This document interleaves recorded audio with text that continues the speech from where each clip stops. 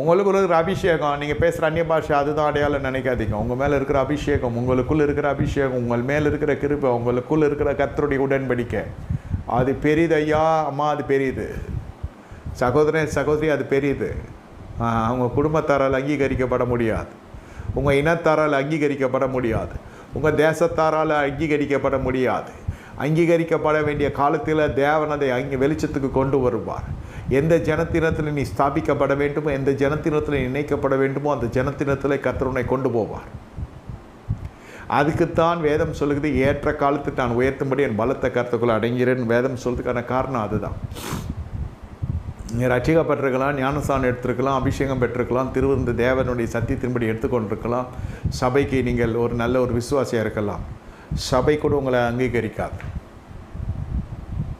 அங்கீகாரம் தேவன் மட்டும்தான் உங்களுக்கு தர வேண்டும் என்பது உங்கள் ஆழமான இருதயத்தின் ஆழமான இடத்துல எழுதி வைத்துக் கொள்ளுங்க. என்னை யாரும் அங்கீகரிக்க மாட்டார்கள் என்று எனக்கு தெரியும், எனக்கு அங்கீகாரம் கர்த்தரிடத்தில் மட்டும்தான் வரணும், அதுதான் நிரந்தரம். இந்த மனுப்பக்கத்துக்குள்ளே வருவதற்கு ஒரு பல ஆண்டுகள் சிலருக்கு ஆகும். தேவகுமாரன் அவருக்கு 30 ஆண்டுகள் பிடித்தது. அந்த குழந்தையினுடைய வாயிலிருந்து வந்த வார்த்தைகள், அந்த குழந்தையின் மீது இருந்த கிருபை எல்லாம் மரியாள் பார்த்து கொண்டிருக்கிறார். அது 12 ஆண்டிலே எழும்பி பேசுகிறது என்றால் அது சாதாரண காரியமா?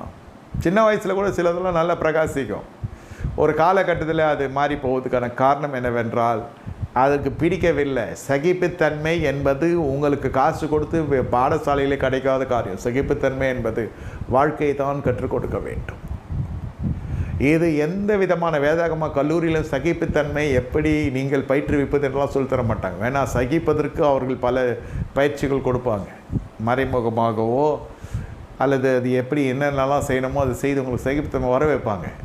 அது நிலைத்திருக்கிறதும் நிர்மூலமாக இருக்கிறதும் உங்கள் மனநிலையை பொறுத்து இருக்கிறது. சகிக்க கற்றுக்கொள்ளுங்க.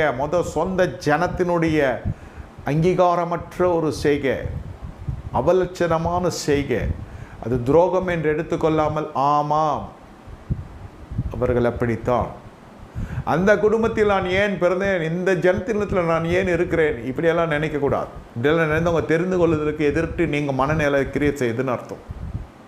நான் ரொம்ப ஜபத்தோடு இந்த செய்தி உங்களிடத்தில் சபையாருக்கு சொல்லி கொண்டிருக்கிறேன். ஊடகத்தில் என்னோடு கூட பயணப்படுகிற நண்பர்களுக்கும் சக விசுவாசிகளுக்கும் ஊழியக்காரர்களுக்கும் இது உங்களுக்கு வருகிற வார்த்தை என்று எடுத்துக்கொள்ளுங்க. உங்களுக்கு அங்கீகாரம் இருக்காது, எப்பொழுதும் அங்கீகரிப்போம். உனக்கு சகிப்புத்தன்மையில் நீ ஜெயித்து காட்டினால்தான் உனக்கு அங்கீகாரம் வரும். பரலோகம் அங்கீகரித்தால் போதும் என்ற மனப்பான்மை உனக்கு வர வேண்டும்.